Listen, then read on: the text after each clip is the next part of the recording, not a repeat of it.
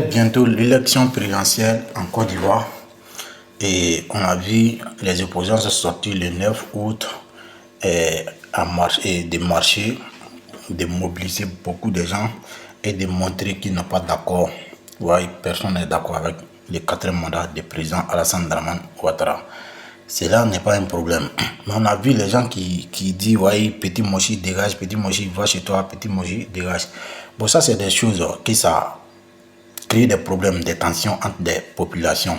Cela n'a pas bon, parce qu'on sait qu'en Côte d'Ivoire, le président Alassane Dramane Ouattara a cassé beaucoup de coins, beaucoup de maisons des gens et beaucoup de travail sont gâtés à cause de tout ça. Donc les peuples de la Côte d'Ivoire en général sont assis, beaucoup sont colère avec contre la président et le président, mais c'est normal parce qu'on sait que c'est difficile de construire. Donc maison où tu dors, si on vient casser tout d'un coup, sans te donner un coin, même si on t'a donné, on ne sait pas, mais sans te donner un coin, et ton coin de travail a été cassé, est loin, où tu habites nouvellement, c'est loin là-bas. Donc tout ça, avec tous ces douleurs, donc c'est facile de mobiliser les gens. Je n'ai pas dit non, les gens sont là mobilisés à cause de ça. Je suis là pour parler d'éviter la guerre civile. Parce qu'on a vu, il y a des gens qui ont fait des vidéos pour dire que les jours qui vont sortir, ceux qui vont sortir pour dire non, ils vont sortir avec des machettes, tout ça. Bon, ça, c'est des tensions et des tensions entre des populations.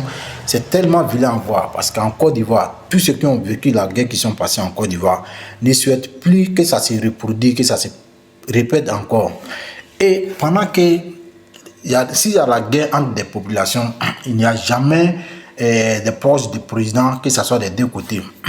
Donc vous voyez, maintenant, faisons très attention pour ne pas mélanger la colère et de mettre les populations ensemble. Parce que pour moi, c'est pas joli à voir. Maintenant, si les gens veulent mobiliser, démontrer leur mécontentement, on doit montrer qu'on est ensemble, on est unis. On peut être unis sans ne pas être d'accord. Parce que dans tous les pays qui sont, que ce soit la France, la Russie, les États-Unis, la Chine, tout ça, ils ont plusieurs langues, mais ils ont décidé de prendre une seule langue.